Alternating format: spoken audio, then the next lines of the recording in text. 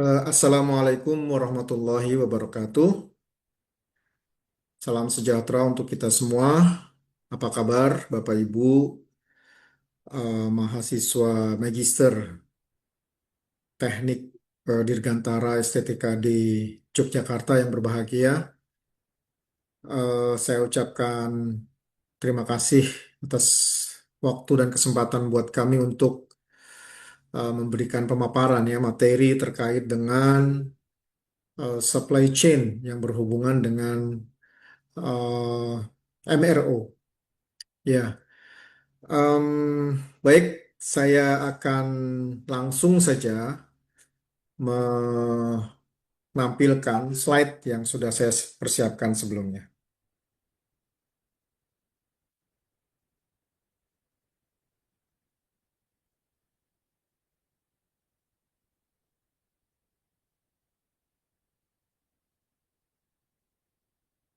Baik, Bapak Ibu, kita akan bicara selama beberapa kali pertemuan ya, kurang lebih 2 atau 3 kali pertemuan terkait dengan introduction to MRO in supply chains ya. Pada kesempatan pertama ini, pada hari Selasa 24 Februari 2026, saya berterima kasih sudah diberi kesempatan oleh pengelola program Magister Teknik Dirgantara untuk membawakan mata kuliah ini. Sebelumnya saya mungkin perkenalan dulu ya. Ini adalah eh, nama saya Rahimuddin Samsuri, bisa biasa dipanggil Pak Rahim. Saya merupakan status saat ini merupakan mahasiswa juga seperti Bapak Ibu sekalian, hanya sekarang saya sedang melanjutkan studi S3 saya di Universitas 11 Maret Surakarta ya. Dan kebetulan masih terkait dengan transport dan juga transport dan logistik. Saya mencoba untuk mendalami eh, subjek tentang green ya, green transport atau green logistik. Lebih tepatnya tentang green freight forwarding. Dan ini masih semester kedua, jadi belum begitu lama saya berkecimpung. Eh, Berikut adalah biodata saya dan juga pengalaman kerja, termasuk pengalaman sebagai pengajar di STTKD maupun di kampus yang lain ya. Saya juga punya pengalaman di dunia penerbangan dalam di airlines ya, di AirAsia maupun di Burak Airlines selama beberapa tahun. Lalu juga di bidang logistik, em, bahkan sampai saat ini saya masih aktif sebagai pelaku bisnis logistik di Yogyakarta. Ya, kami memiliki perusahaan logistik atau freight forwarding yang melakukan orientasi terkait dengan pengiriman barang, distribusi barang, dan juga bagaimana proses agar delivery barang itu yang berasal dari supplier di luar negeri khususnya di overseas itu bisa masuk ke Indonesia dengan lebih efektif dan efisien ya, dengan biaya yang lebih terjangkau, waktu yang sesuai dengan standar yang sudah ditentukan, of course juga dengan kondisi barang yang tetap dalam keadaan baik gitu. Baik Bapak Ibu, saya langsung masuk kepada materi kita pada sore hari ini ya. Bicara tentang introduction to uh, maintenance, repair, and overhaul pada sistem supply chain management, maka kira-kira ada eh,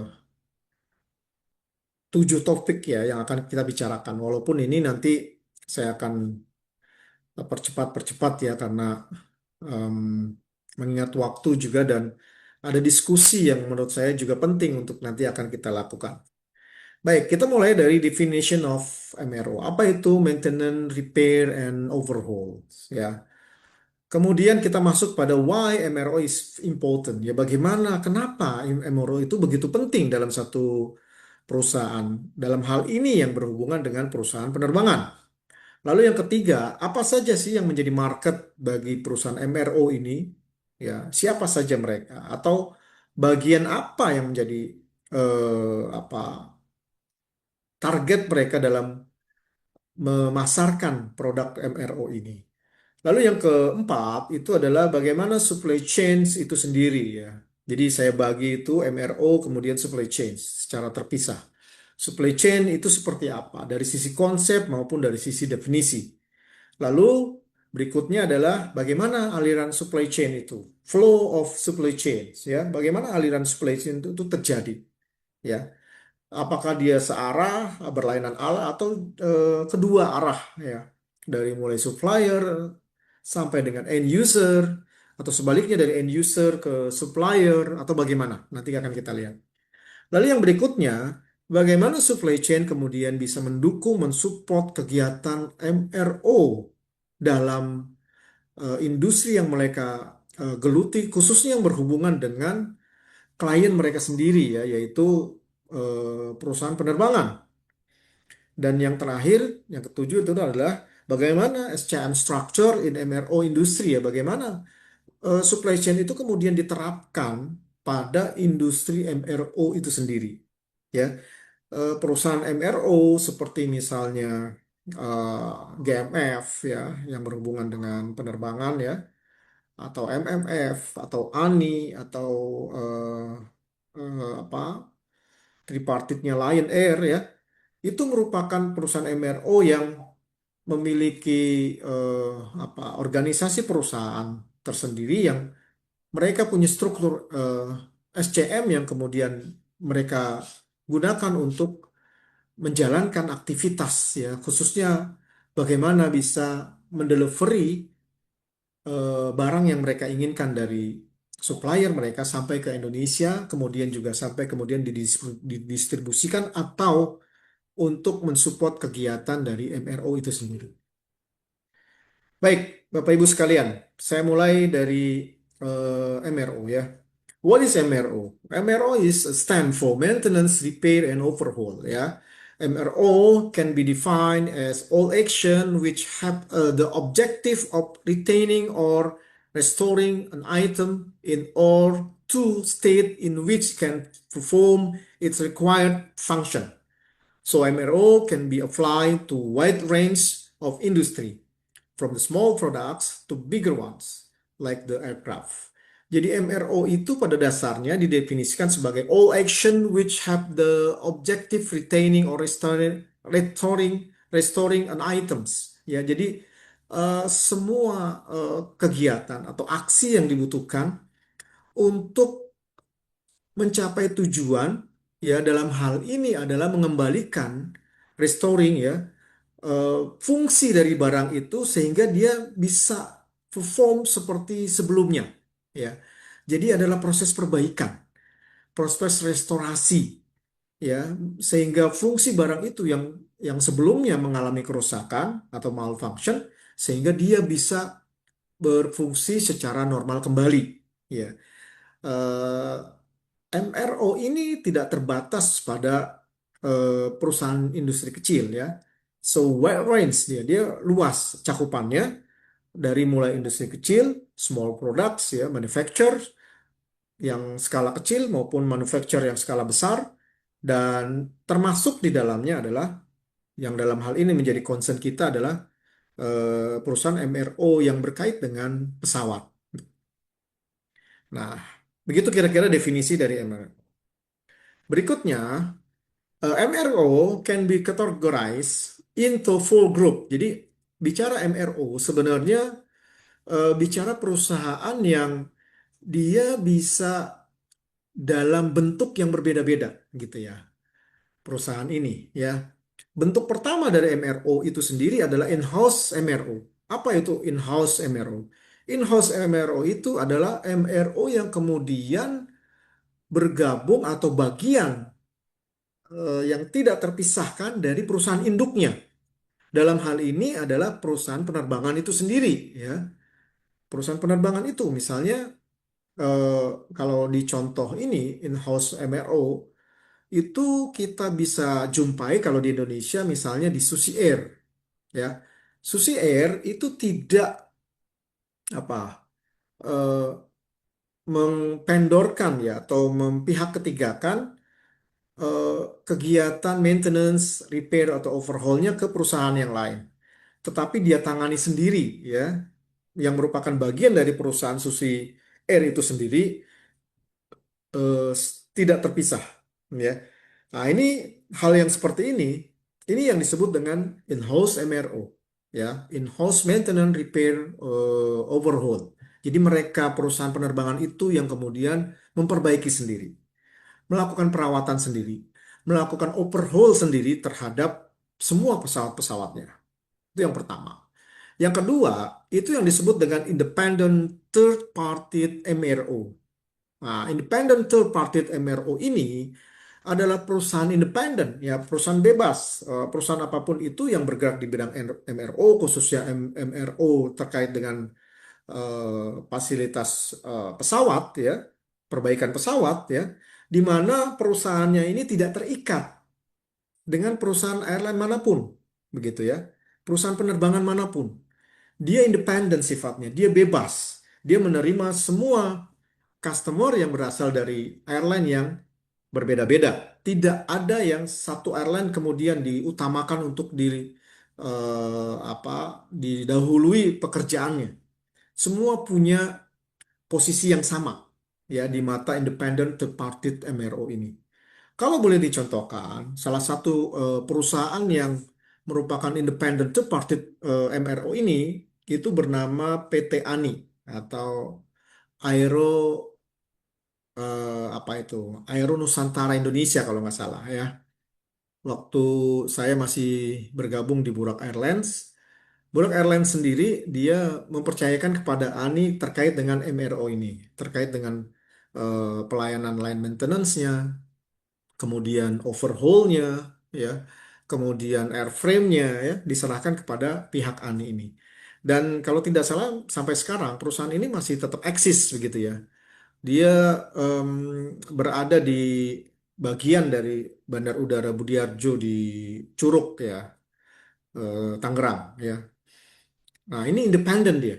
Dia tidak berafiliasi dengan satu perusahaan penerbangan manapun di Indonesia ya. Kalau tidak salah nih pemiliknya dari Eropa, dari Ceko atau dari Eropa Timur lah pokoknya. Nah, yang ketiga itu adalah airline third parties MRO. Nah, kalau yang nomor dua itu independen, yang nomor dua itu adalah dia tidak terikat dengan perusahaan penerbangan manapun. Nomor tiga ini kebalikannya. Ini airline third party MRO. Jadi MRO yang kemudian dibentuk oleh perusahaan penerbangan itu, perusahaan airline itu, yang kemudian merupakan satu bagian yang tidak dapat pisahkan, tetapi dia berdiri sendiri, gitu ya. Dia fungsi utamanya adalah mensupport seluruh aktiviti terkait dengan maintenance, repair, and overhaul dari perusahaan induknya, dari perusahaan airlines-nya.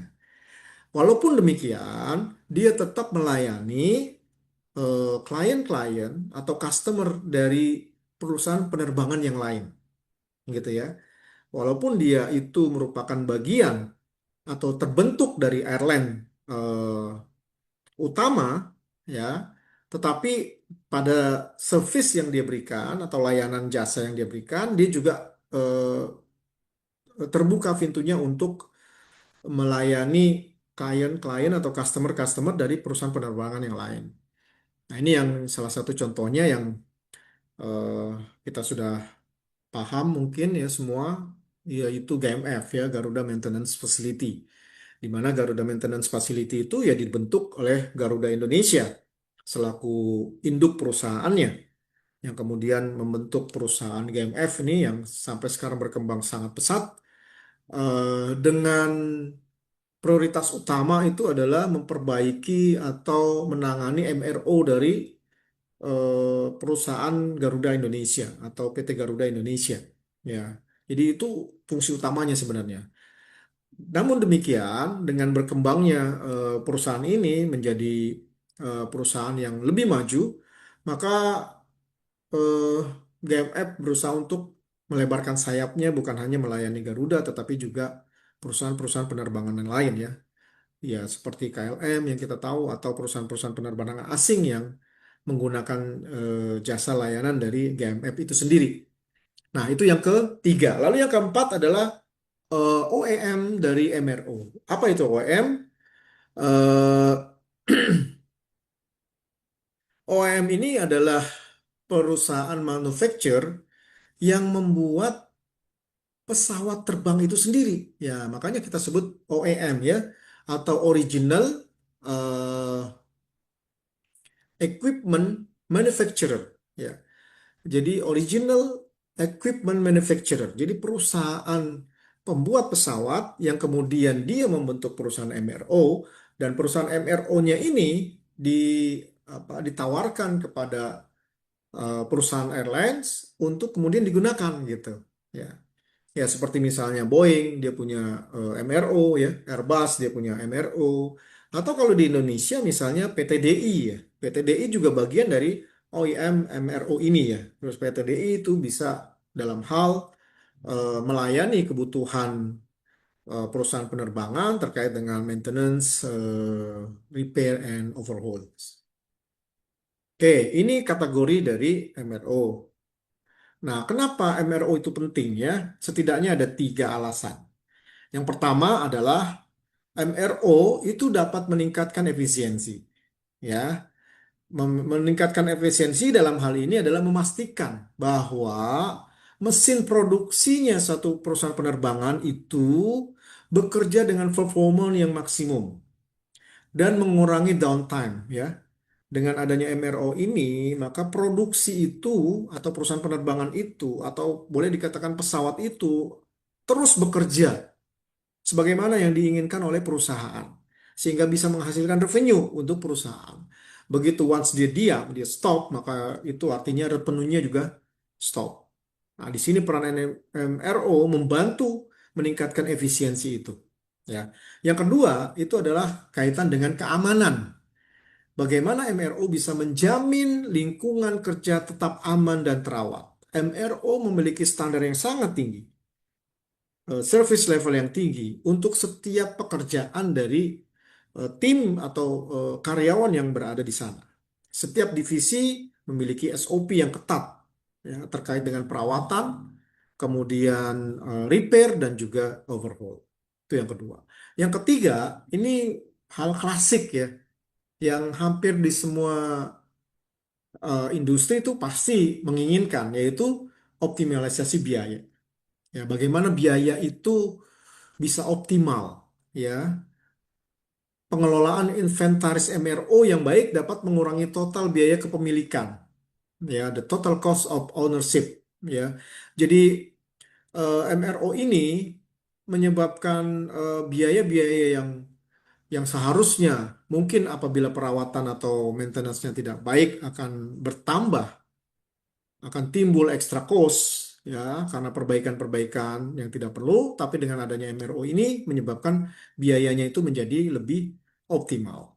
Nah, itulah kira-kira ketiga alasan ya kenapa begitu pentingnya MRO. Lalu yang berikutnya adalah terkait dengan market MRO. Nah, MRO sebagai perusahaan eh, yang kemudian berinteraksi secara langsung dengan perusahaan penerbangan gitu ya, itu tahu betul ya bahwa kebutuhan akan maintenance, repair dan overhaul dari satu perusahaan penerbangan itu adalah suatu hal yang mutlak ya. Sehingga eh, produknya atau servicenya itu menyesuaikan dengan apa kebutuhan dari perusahaan penerbangan itu sendiri. Kalau diidentifikasi, kira-kira ada 5 ya bagian dari market MRO itu. Yang pertama terkait dengan land maintenance, ya ini perawatan ringan saja ya. Yang kedua terkait dengan airframe heavy maintenance. Nah ini lebih skala lebih eh, besar ya, lebih luas ya terkait dengan bodi pesawat itu sendiri ya, airframe-nya ya, rangka pesawatnya ya, sehingga masuk kategori heavy maintenance ya, perawatan yang lebih berat ya. Yang ketiga, tak kalah pentingnya itu adalah engine overhaul. ya bagaimana perbaikan mesin pesawat itu sehingga dia bisa bekerja normal kembali seperti sebelumnya.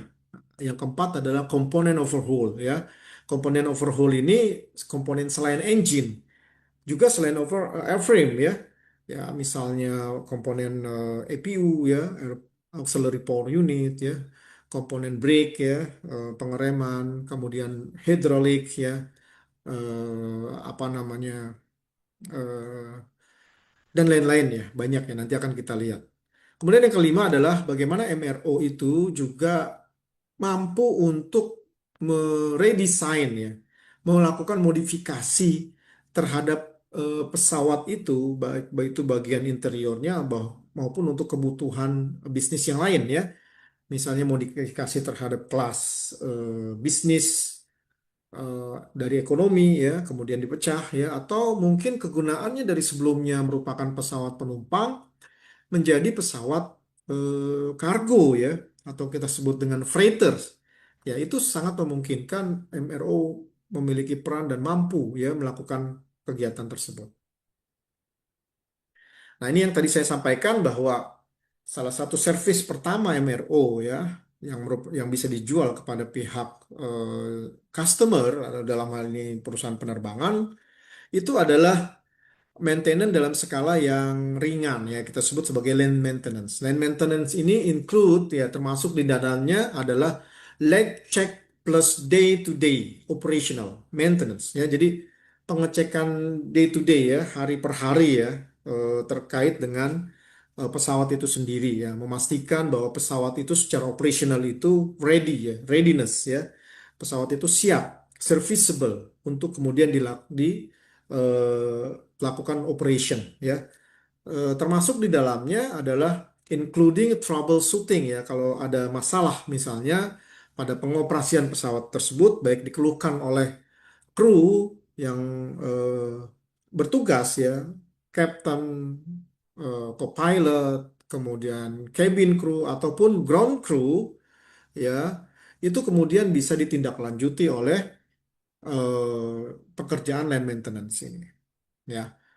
Nah, ini eh, line maintenance. Line maintenance ini umumnya ya terdiri dari tiga primary activity kategoris ya. Jadi ada tiga kegiatan utama ya, yaitu transit check, kemudian daily check, kemudian juga e-check ya. E-check ini eh, perawatan ringan ya. Umumnya perawatan yang em, durasi jam terbangnya antara 600 sampai 400 sampai 600 jam ya atau cyclingnya antara 600 cycle dan seterusnya ya dia ada punya kategori standar sendiri itu di line maintenance. Kemudian berikutnya adalah airframe heavy maintenance ya. Nah, kalau ini adalah eh, sifatnya sudah heavy maintenance ya maintenance berat ya. Dalam hal ini kalau maintenance berat umumnya itu sudah sesuai atau comply dengan apa yang menjadi regulasi dari itu sendiri ya. Dalam hal ini Kementerian Perhubungan ya yang memberikan aturan ya terkait dengan bagaimana proses happy maintenance itu dijadwalkan atau dischedulingkan ya. Jadi ini untuk mencegah terjadi hal-hal yang tidak diinginkan terhadap kondisi pesawat secara keseluruhan dalam hal ini rangka pesawat atau airframe. Nah, kemudian selain airframe heavy maintenance, ada juga eh, produknya yaitu engine overhauls. Ya, engine overhaul ini termasuk di dalamnya adalah involved of wing maintenance ya, eh, pemeliharaan perawatan terhadap sayap pesawat ya, fixed wing ya.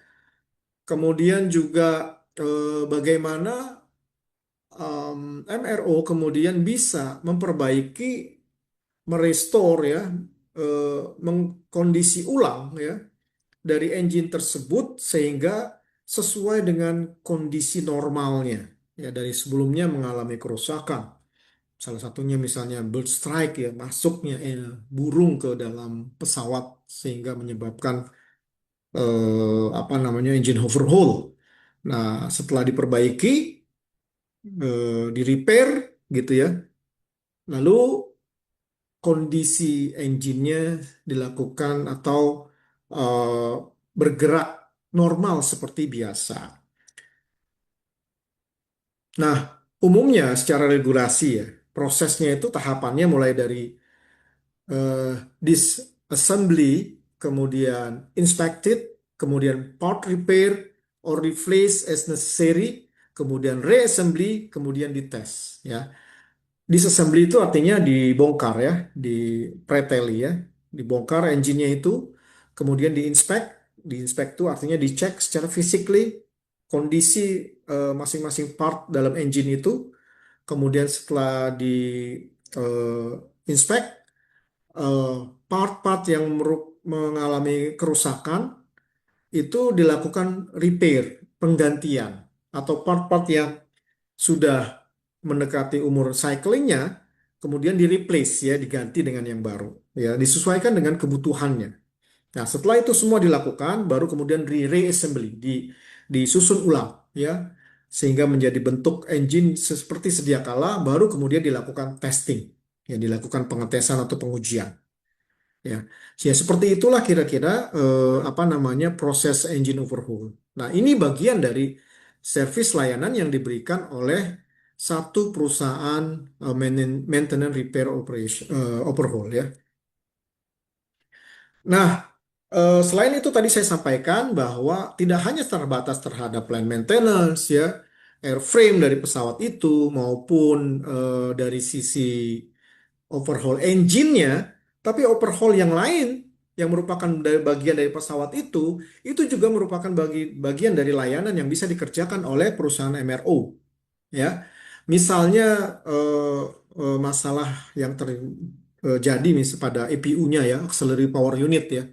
Auxiliary power unitnya tidak bekerja, otomatis ya suplai energi atau suplai listrik ke pesawat tuh tidak bisa bekerja optimal ya, sehingga aircon-nya atau AC-nya bisa tidak dingin, lampunya tidak bisa menyala, atau kelistrikannya kemudian tidak bisa bekerja akibat dari EPU yang rusak pada saat digunakan gitu ya. Nah, ini juga butuh perbaikan. Nah, MRO mengakomodir itu juga untuk bisa dilakukan overhaul ya. Bukan hanya EPU dan yang lain ya seperti generator ya, landing gear ya, hydraulic pump ya, semua pokoknya terkait dengan yang bukan merupakan bagian dari engine gitu ya. Disebut dengan component overhaul. Lalu berikutnya adalah modification atau retrofit ya. Ini tadi saya sampaikan bahwa MRO itu tidak hanya terbatas terkait dengan maintenance ya, tidak hanya terbatas terkait dengan repair ya atau overhaul tadi ya, tapi dia juga masuk ke ranah yang lebih dalam lagi ya, bahkan terkait dengan bisnis yang dilakukan oleh perusahaan penerbangan itu sendiri ya.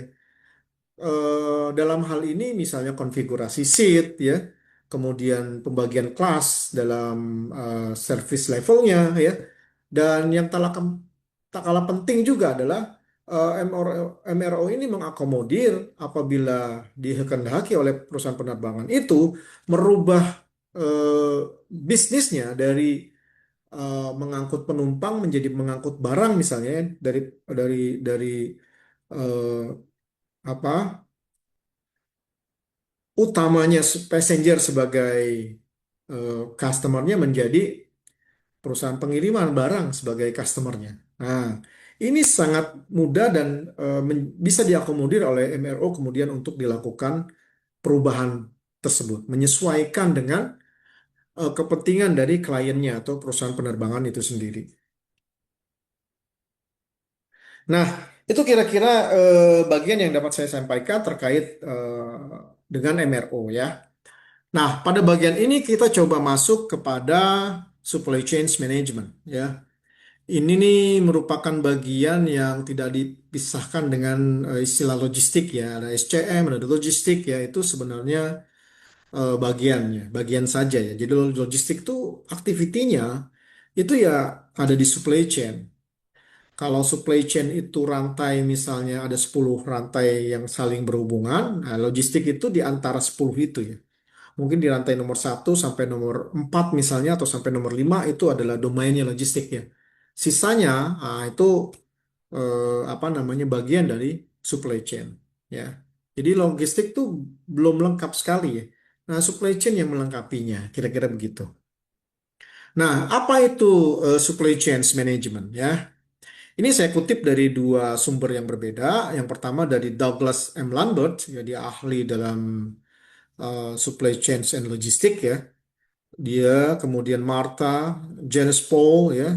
Mereka kemudian mendefinisikan, membuat buku ya, kemudian mendefinisikan SCM itu sebagai the integration of key business process from end user through original supplier that provide product, service, and information that added value for customer and other stakeholder. Jadi menurut Douglas dan kawan-kawan itu bahwa yang namanya supply chain itu adalah integrasi ya, integrasi dari kunci proses bisnis ya, kunci proses bisnis sampai ke end user, sampai ke pengguna akhir, dimulai mulai supplier, dari original supplier ya, dari supplier awal nih ya, yang itu kemudian di-provide dalam prosesnya itu ya, terkait dengan produk, service, dan information ya. Produk itu berarti barangnya ya. Service itu juga layanannya, jasanya, dan juga informasi ya. And added value atau ada tambahan yang lain gitu ya. Misalnya packagingnya jadi diperbaiki, bukan hanya berdasarkan fungsi ya, tapi juga berdasarkan estetik dan lain-lain.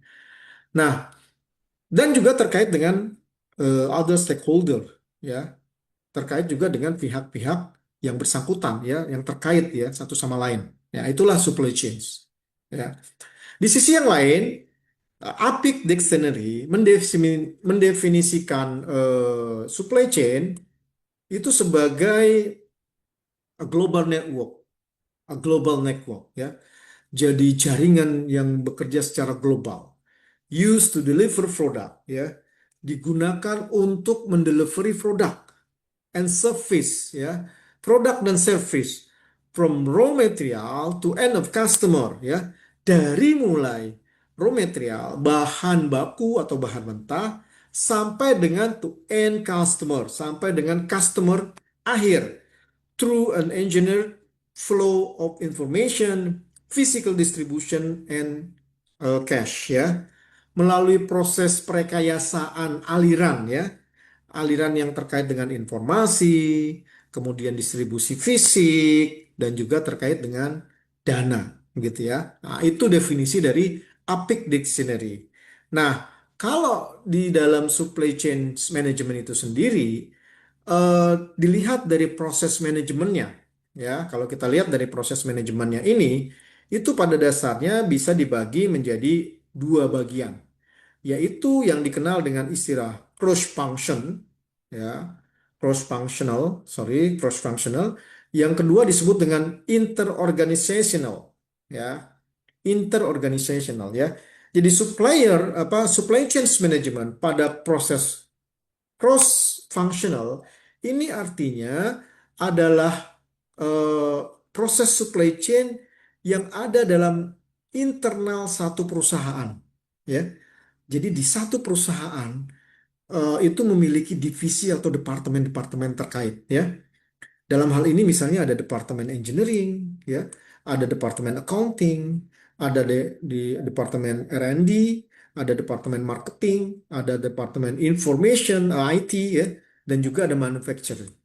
Ya, semuanya itu kemudian membentuk satu aliran ya, link ya, satu sama lain, di mana aliran satu sama lain ini atau link ya, satu sama lain ini berjalan secara harmonis, secara baik ya, membentuk satu siklus ya, saling melengkapi.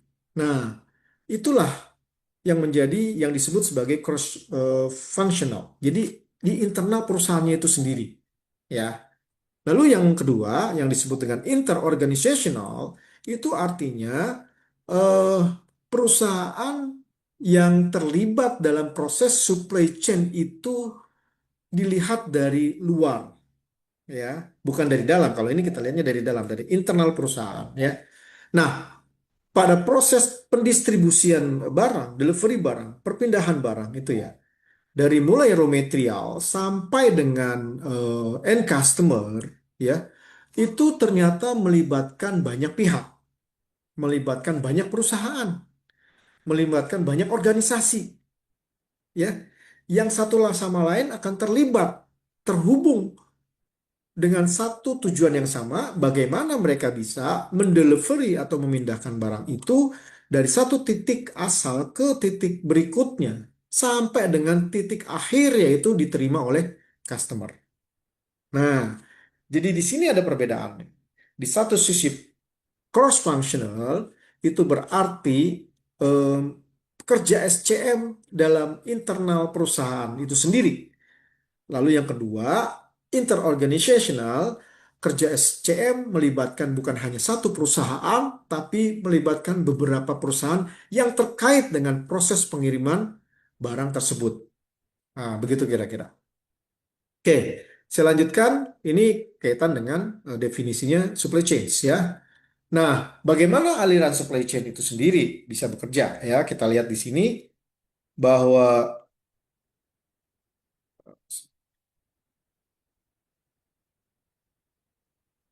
alur supply chain, kalau kita perhatikan ya secara garis besar itu merupakan alur dari mulai em, supplier. Nah, ini saya kasih tanda dulu. Sebentar. Dari mulai supplier di sini, ya, ini misalnya supplier pertama, ini supplier dua, ya. Kemudian aliran barang itu terus bergerak ya dari supply satu, dua, kemudian ke eh, perusahaan manufacturer tersebut dalam hal ini bagian procurement yang bertanggung jawab terhadap pembelian barang ya, dialah pihak dari perwakilan perusahaan yang kemudian berkomunikasi atau eh, terlibat dalam proses pengiriman barangnya secara langsung dari supplier kepada manufacturer atau perusahaan ya. Nah, proses pembelian ini kemudian dimasukkan ke dalam inventory ya, menjadi bagian dari barang milik perusahaan ya. Lalu atas kebutuhan perusahaan tersebut dirubahlah apa barang-barang yang sudah dibeli ya dari supplier-supplier itu yang masih dalam bentuk raw material ya, dalam bentuk bahan mentah ya, barang-barang belum jadi diproses secara manufacture menjadi barang jadi ya, dari mulai raw material sampai dengan finish good ya, ini proses barangnya nih alirannya dari sini ke sini gitu kan. Lalu setelah barang itu jadi, barang itu kemudian didistribusi ya, diterima oleh perusahaan distribusi. Nah, ini kita sebut dengan distributor ya. Distributor itu pihak yang menjadi penengah ya antara pabrik atau manufacturer dengan retail. Retail ini adalah perusahaan yang menjual barang-barang yang langsung berhubungan dengan customer secara langsung nih. Jadi si retail ini akan berhubungan dengan customer secara langsung ya. Distributor enggak, pabrik tuh enggak. Nah, kenapa pabrik itu tidak langsung aja ke customer? Kenapa harus melalui distributor dulu? Kenapa harus melalui retail dulu? Nah, disinilah peran dari manufacturer bahwa organisasi mereka itu harus efisien dan efektif. Apakah dengan distributor itu masuk bagian dari manufacturer itu jadi efisien dan efektif? Apakah kalau retail itu masuk ke bagian dari perusahaan manufacturer itu apakah menjadi efisien dan efektif? Jawabannya ya pasti tidak ya.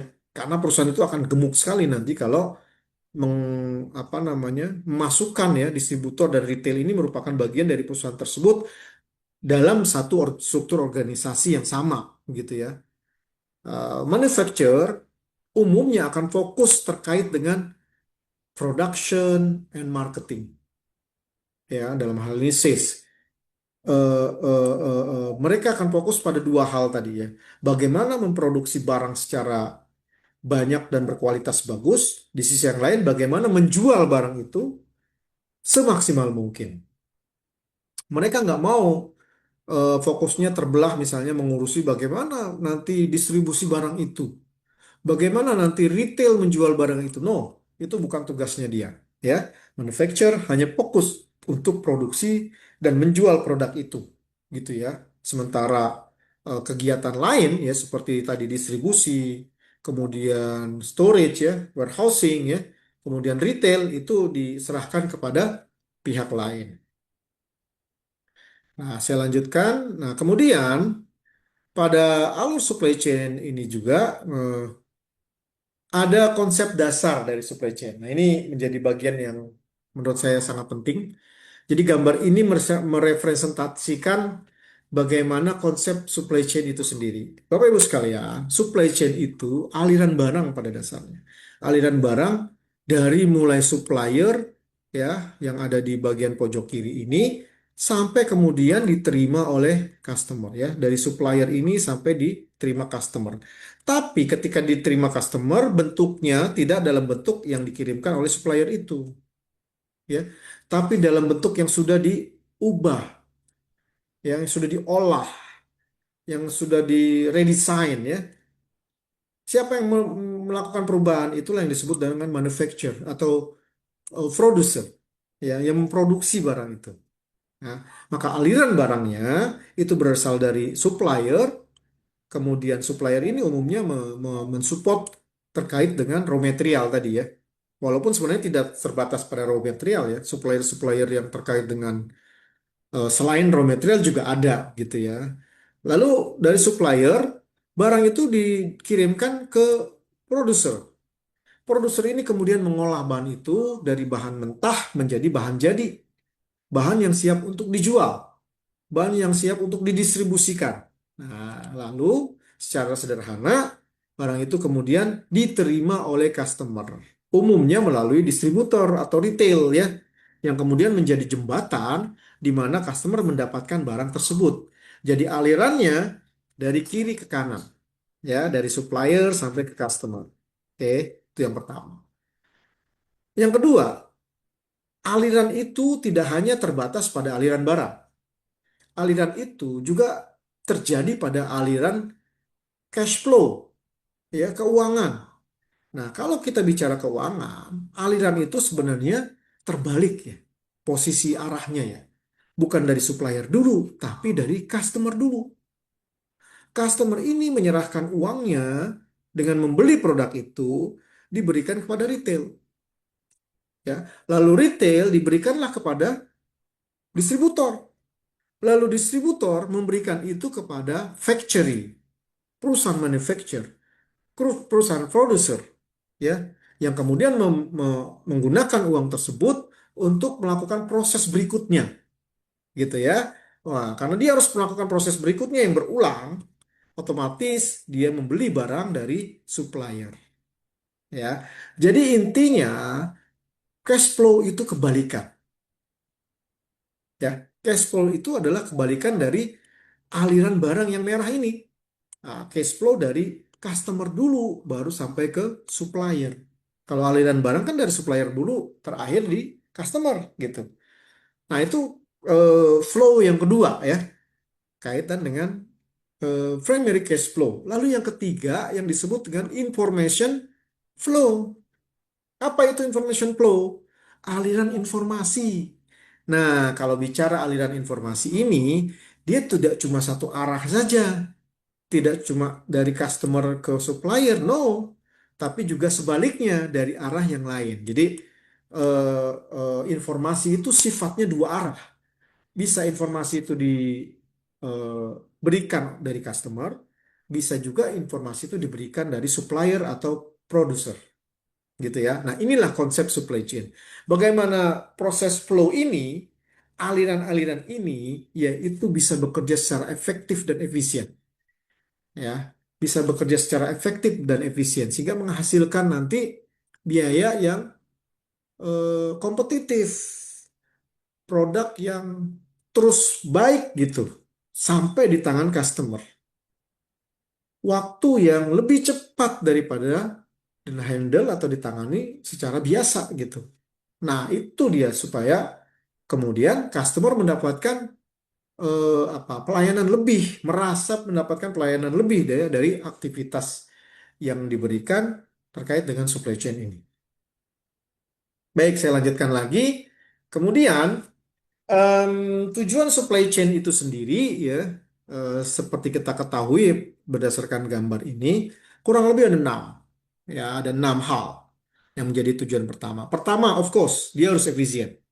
Supply chain itu harus efisien, ya. Supply chain itu harus bisa menghasilkan produk dengan harga yang bersaing. Nggak boleh dia harganya tuh terlalu mahal, ya, overprice kita sebut ya, terlalu tinggi, ya. Tidak boleh. Dia harganya harus kompetitif, harus bersaing. Yang kedua bukan hanya dari sisi harga ya, tapi dari sisi kualitas juga. Supply chain itu harus dijaga kualitas barang itu dari mulai tempatnya supplier sampai dengan menjadi barang jadi, terus didistribusikan kepada end customer, itu kualitasnya tetap sama, tetap baik gitu ya. Sehingga berarti penunjukan moda transportasi yang dipilih atau yang digunakan dalam service pelayanan ini, distribusi barang ini juga memiliki tingkat kualitas yang baik, gitu ya. Yang kedua, yang ketiga adalah fleksibel ya. Bagaimana supply chain ini kemudian bisa lebih fleksibel dalam hal apa? Dalam hal merespon pasar, ya. Kebutuhan-kebutuhan pasar itu kan dinamikanya berubah ya, tergantung season biasanya ya. Ada season musim rame begitu ya, peak season. Ada juga season musim sepi gitu ya, atau low season. Nah, supply chain bisa menjadi tulang punggung untuk kemudian secara fleksibel ya mengalirkan barang itu menyesuaikan dengan kondisi. Apakah dia kondisinya pada saat ini sedang peak atau sedang low ya. Kemudian yang berikutnya, yang nomor 4 gitu ya, yang merupakan bagian dari tujuan supply chain itu adalah inovatif. Artinya produk yang dihasilkan dengan adanya info supply chain ini, dia harus memiliki variasi produk yang lebih beragam, yang lebih banyak jenisnya, ya. Nah, itu disebut dengan inovatif. Yang kelima, yang tak kalah penting adalah kecepatan, ya. Nah, dalam hal ini kecepatan pemilihan moda menjadi kunci, ya. Bagaimana moda yang harus disiapkan itu adalah moda yang dalam kondisi serviceable, drivernya dalam kondisi oke, armadanya juga dalam kondisi oke, boxnya juga dalam kondisi oke, pemahaman driver terhadap mengemudi juga dalam kondisi oke. Jadi semua hal yang terkait dengan delivery barang itu yang ditangani oleh perusahaan tracking misalnya, perusahaan freight forwarding misalnya, itu dalam kondisi yang sama-sama baiknya. Ya. Kemudian yang terakhir adalah antisipasi risiko. Nah, dalam hal ini supply chain itu bisa mengantisipasi sejak awal terjadinya risiko itu sendiri ya. Misalnya dengan adanya supply chains ya, maka risiko yang ditanggung oleh penjual maupun pembeli ya, kemudian bisa dideliver ke pihak ketiga, misalnya perusahaan asuransi dan seterusnya. Nah, kalau tadi ya kita sudah bicara terkait dengan MRO dan supply chains ya. Nah, MRO terkait dengan layanan perusahaannya, maintenance, repair dan overhaul. Kalau supply chain terkait dengan proses strategi untuk memindahkan barang itu ya dari satu titik asal ke titik berikutnya atau titik tujuan ya, dalam hal ini end customer ya. Nah, maka kalau kita bisa lihat supply chain management dalam industri MRO itu bisa diringkas sebagai berikut. Ini saya kutip dari eh, salah satu artikel bisnisnya Binus ya. Dikatakan bahwa yang namanya industri MRO itu tidak hanya dituntut untuk memastikan keandalan pesawat, ya. Jadi kerjanya MRO itu tidak hanya selalu bahwa pesawatnya ini selalu serviceable, ya, tetapi juga harus mampu bekerja dengan jadwal perawatan yang sangat ketat, ya. Jadwal perawatan yang sudah disusun, ya, oleh perusahaan penerbangan terkait dengan maintenance atau berkoordinasi dengan perusahaan MRO itu secara ketat, ya. Kemudian dia juga bisa memprovide, ya, menyediakan kebutuhan suku cadang yang terus berubah, ya. Suku cadang itu kan mengalami perubahan terus, perkembangan terus, ya.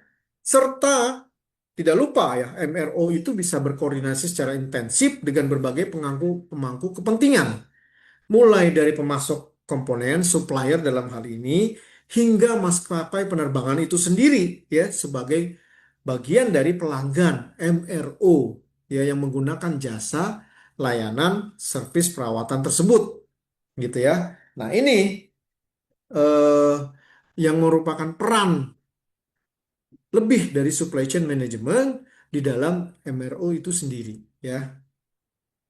Berikutnya, supply chain management menjadi salah satu faktor penentu keberhasilan operasi, ya. Jadi peran SCM ini tidak terbatas hanya pada ketersediaan material, ya. Oh, materialnya ada. Oh, suku spare partnya ada. Oh, suku cadangnya ada. Bukan hanya terbatas di situ, ya, tetapi juga mencakup efisiensi biaya. Ya. Oh, ini mahal tapi cepat sampai di apa namanya, di perusahaan, ya, di maintenance facility. Tapi ini ada cepat tapi murah. Nah, itu yang dipilih dengan skala yang sama, otomatis, ya, level yang sama. Itu pasti yang dipilih, yang murah tapi cepat. Kalau mahal cepat itu apa, biasa, ya. Tapi kalau murah cepat, nah itu yang dicari banyak orang, ya. Jadi tidak hanya terkait dengan ketersediaan materialnya, tapi juga bicara tentang efisiensi biaya, gitu kan. Bicara juga tentang apa namanya, kelancaran aliran itu, ya. Bicara juga dengan tentang apa ya, pelayanan, peningkatan pelayanan fasilitas kepada pelanggan, ya. Dan yang terakhir, MRO mengelola rantai pasok yang luas, ya, yang luas nih. Bukan hanya pada penyedia material, ya, juga kepada komponennya dan peralatan kerja, sehingga mengelola vendor, sistem logistik, serta integrasi dengan kegiatan perawatan pesawat, ya. Jadi dipadukan oleh MRO itu bagian-bagian dari supply chain, ya. Supply chain kemudian membantu MRO untuk mempermudah, ya, bukan hanya mendapatkan barangnya itu atau ketersediaan barang itu ada di gudang, ya, tapi juga biayanya harus efisien, juga alirannya harus efisien dalam arti lancar, gitu ya, nggak mandek-mandek tuh barang tuh. Nah, ini jadi concern tuh, karena kalau kita sudah kehilangan ini, kehilangan dari bisa memprovide material suku cadang, kita gagal untuk misalnya membuat kelancaran arus barang, atau yang terakhir adalah kita gagal untuk apa namanya, memberikan kualitas pelayanan yang baik, nah, maka itu akan cepat ditinggalkan oleh customer-customernya.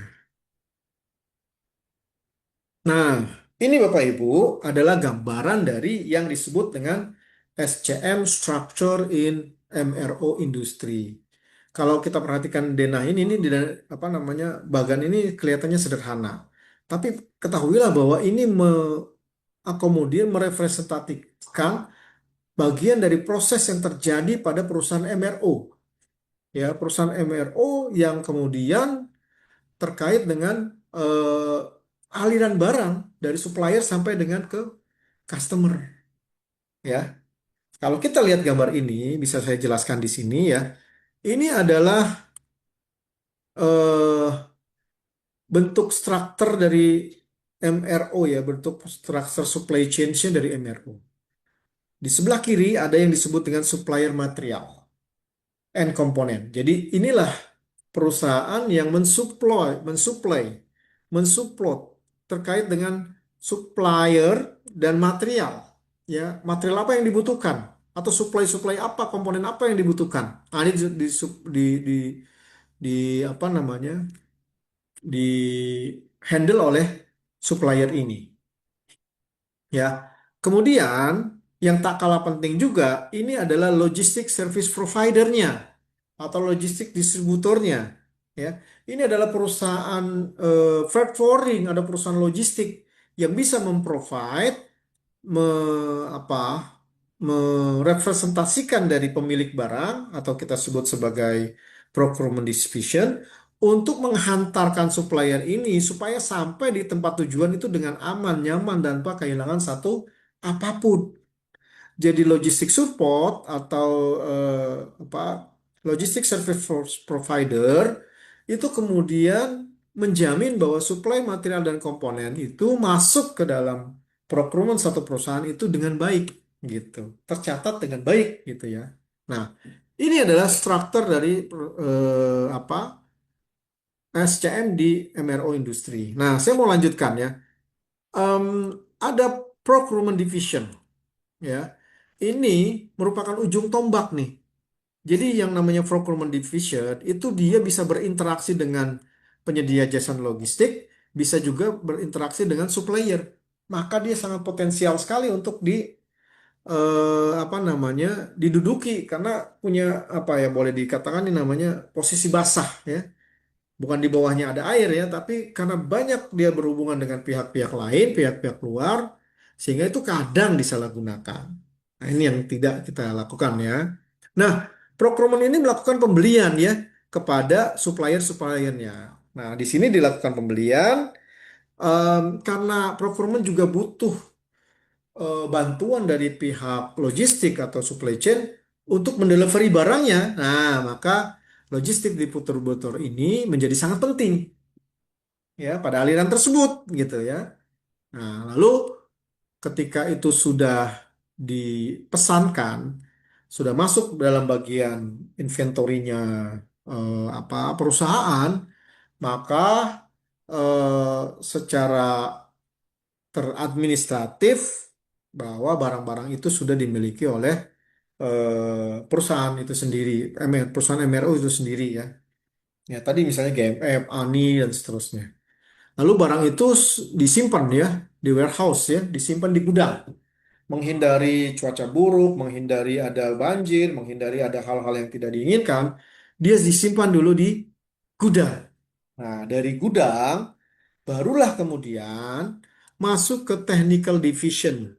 Technical division ini adalah orang-orang yang sangat penting yang kemudian berinteraksi secara langsung dengan customernya yaitu airlines gitu. Nah, disinilah kemudian terjadi interaksi gitu ya. Nah, ini strukturnya. Oke, saya lanjutkan dikit lagi. Ya, di sini ada bagaimana strategi perusahaan MRO dalam mengelola proses bisnisnya ya, dalam mengelola perusahaan itu sendiri ya. Kalau eh, ini yang saya tahu ya bahwa GMF misalnya Garuda Maintenance Facility, walaupun GMF itu pada dasarnya berdiri eh, beriringan dengan di launchingnya BMF oleh Garuda Indonesia ya. Tetapi seiring dengan apa namanya meningkatnya waktu ya, maka eh, kebutuhan akan eh, operasional yang lebih detail ya, lebih apa dibutuhkan itu menjadi hal yang tidak bisa dihindari. Maka pada MRO ini, misalnya Garuda Maintenance Facility ya, mereka membuat strategi yang disebut dengan ini nama strateginya pull and push ya, atau sebaliknya push and pull ya, push and pull. Ini push and pull. Push and pull itu artinya kita ketika dia pushnya ini kita bicara tentang ini ya, permintaan ya, demand ya. Kalau pull ini kaitan dengan order ya, pesanan ya. Nah, kalau bicara tentang demand, demand ini mereka kalau bicara push itu artinya melakukan stok ya. Jadi di stok tuh barangnya di gudang atau di inventory. Loh Pak, semua barang apakah di stok dalam perusahaan penerbangan? Tidak ya, tidak. Jadi strategi ini dilakukan untuk mengakomodir barang-barang yang apa namanya umum digunakan oleh perusahaan MRO. Seperti misalnya kalau dia perbaikan dia butuh baut ya, dia butuh mur. atau dia butuh spare part yang umum dibeli oleh perusahaan penerbangan. Nah, di situ saja dia bermain. Kalau dia pool itu artinya ya eh, aktual pesanannya atau order dari customer itu kemudian jadi acuan untuk melakukan produksi. Jadi produksinya itu sangat tergantung dari seberapa luas dan seberapa cepat ya dari apa namanya distribusi itu sendiri. Ya, ini yang disebut dengan pull and push system. Nah, dalam pull and push system ini kalau dikelompokkan satu persatu menjadi seperti ini ya. Ada sistem push ya. Make to forecast. Push back to forecast artinya ya dalam hal ini apa barang-barang yang kemudian di-provide atau yang disiapkan itu adalah barang-barang yang merupakan fast moving item, barang-barang yang umum dibeli ya di perusahaan apa MRO tersebut ya misalnya ada baut, ada seal, ada bearing dan lain-lain ya. Itu dia. Kemudian ada juga yang disebut dengan sistem pull, make to order. Jadi digunakan apabila ada pesanan. Nah, itu namanya pull ya. Sistem pull, make to orders. MTO ya. Kalau ada pesanan baru bikin. Kalau tidak ada pesanan ya sudah nggak dibikin. Ya, itu namanya sistem pull. Kemudian ada lagi namanya dalam sistem pull itu adalah make to order adalah sistem ini digunakan untuk komponen bernilai tinggi ya. Jadi misalnya ya, ya misalnya dalam hal ini sistem pull itu ya by order ya. Kan salah satunya mesin ya, engine, landing gear ya, APU tadi dan lain-lain itu tuh tidak mudah melakukan proses mendapatkan gantinya. Tidak juga mudah ya untuk kita proses ke tahapan jenjang berikutnya ya. Nah, ini disebut dengan sistem pull make to order. Nah, ada lagi yang lain yang disebut dengan hybrid ya. Hybrid itu gabungan ya antara push dengan pull diimplementasikan dalam waktu yang bersamaan. Itu disebut dengan hybrid ya. Nah, Bapak Ibu sekalian di penghujung apa diskusi kita ini, saya mematik kepada Bapak Ibu subject discussion. Ada dua subject discussionnya. Yang pertama terkait dengan hampir semua komponen suku cadang pesawat merupakan produk impor. Betul ya. Bagaimana menurut Anda mensiasati hal ini? Sebaiknya siapa yang mengontrol pengiriman dari overseas ke Indonesia? Mengontrol itu artinya yang memiliki tanggung jawab ya. Apakah si penjual apa spare part itu atau si pembeli spare part itu? Itu yang pertama. Yang kedua adalah waktu pengiriman dalam proses pengiriman overseas itu kan sangat panjang. Bukan hanya panjang, tapi lama. Ya karena masalah geografis, masalah kepabeanan, ya, bea cukai, ya, masalah regulasi internasional, itu dapat mempengaruhi perawatan pesawat. Nah, bagaimana menurut Anda menyelesaikan kondisi seperti ini? Ya, satu karena em,